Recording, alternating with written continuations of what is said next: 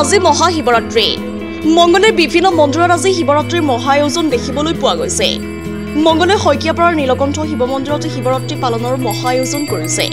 ইয়াকে লৈ পুৱাৰে পৰা যথেষ্ট ভিৰ পৰিলক্ষিত হৈছে ভক্তৰ।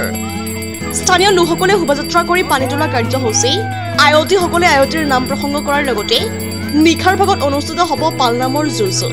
ইয়াৰ উপৰি আজি শিৱৰাত্ৰি উপলক্ষে 16 লাখ টকাৰে শইকীয়াপাৰা নীলকণ্ঠ শিৱ মন্দিৰৰ নৱনিৰ্মিত মণিকূটটোৰো শুভ আৰম্ভণি কৰে।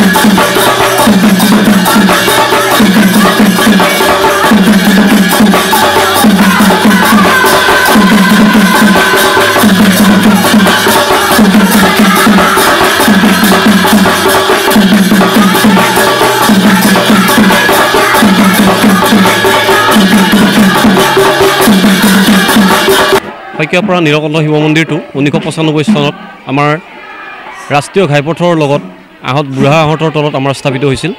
কিন্তু ৰাষ্ট্ৰীয় ঘাইপথ প্ৰাধিকৰণে বাৰে বাৰে আমাক জাননী জাৰি কৰাত আমি ৰাস্তাৰ কাষৰ পৰা আমি স্থানান্তৰ কৰিব লগা হ'ল আমাৰ শইকীয়াপাৰাৰ ৰাজহুৱা খেলপথাৰত।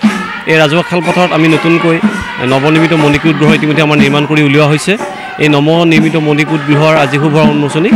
এই শুভ উন্মোচনীৰ লগত আমি সংগতি ৰাখি মহাশিৱৰাত্ৰি ধুমধামেৰে আয়োজন কৰাৰ আমি যোজা চলাইছোঁ। আমি নাগাৰা নাম আমি আমন্ত্ৰণ জনাইছোঁ। নাগাৰা নামত অংশগ্ৰহণ কৰিব দুলুমণি নাথ আৰু ভূমিকা ডেকা। আমি ৰাতিপুৱাৰ পৰা দিনজোৰা কাৰ্যসূচীৰে মহাশিৱৰাত্ৰি আমি আয়োজন কৰিছোঁ। সন্ধিয়া আমাৰ এখন সভা আছে। এই সভাখনত আমি যিহেতু আমাৰ মণিকূট গৃহটো শইকীয়াপাৰা গাঁৱৰ কিছু বিশেষ ব্যক্তিৰ পৰা বিভিন্ন ধৰণৰ দান বৰঙণি লৈ প্ৰায় 15-16 লাখ টকাৰ ব্যয়েৰে আমি ৰাইজৰ বৰঙণিৰে আমি মণিকূট গৃহটো আমি নিৰ্মাণ কৰি উলিয়াইছোঁ। এই নিৰ্মাণত যিসকল ব্যক্তিয়ে আমাক সহযোগ কৰিছে তেওঁলোকক আমি নিৰ্মাণ পৰিচালনা সমিতি তথা আমি শিৱ মন্দিৰ পৰিচালনা সমিতিৰ তৰফৰ পৰা আমি কিছু তেওঁলোকক আমি সম্বৰ্ধনা জ্ঞাপন কৰিব বিচাৰিছোঁ। সেইটো অনুষ্ঠানো আছে। লগতে মহাশিৱৰাত্ৰিত আমাৰ সমূহীয়াভাৱে নিৰ্মালী গ্ৰহণৰ পিছত আমাৰ সমূহীয়া ভোজ ভাতেৰে আমি মহাশিৱৰাত্ৰিৰ আমি আয়োজন শেষ কৰিম আমি।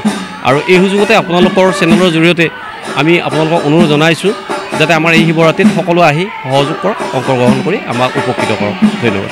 আমাৰ দুদিনীয়া কাৰ্যসূচীৰে মহাশিৱৰাত্ৰিৰ লগতে আমাৰ নৱনিৰ্মিত নীলকণ্ঠ শিৱ মন্দিৰৰ মণিকূট গৃহৰ উন্মোচনৰ কাৰ্যসূচী আজি ৰাতিপুৱাৰে পৰা আৰম্ভ হৈছে।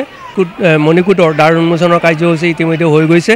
তাৰপিছত আয়তীসকলে পানী তোলা কাৰ্যসূচীৰে পানী তুলি আহি এই পানী তোলা কাৰ্যসূচীৰ পিছত আমাৰ নৱনিৰ্মিত এই মণিকূট গৃহৰ পূজাৰ কামখিনি আৰম্ভ হৈছে। শিৱৰাত্ৰি মহা আয়োজনেৰে পালন কৰা হ'ব।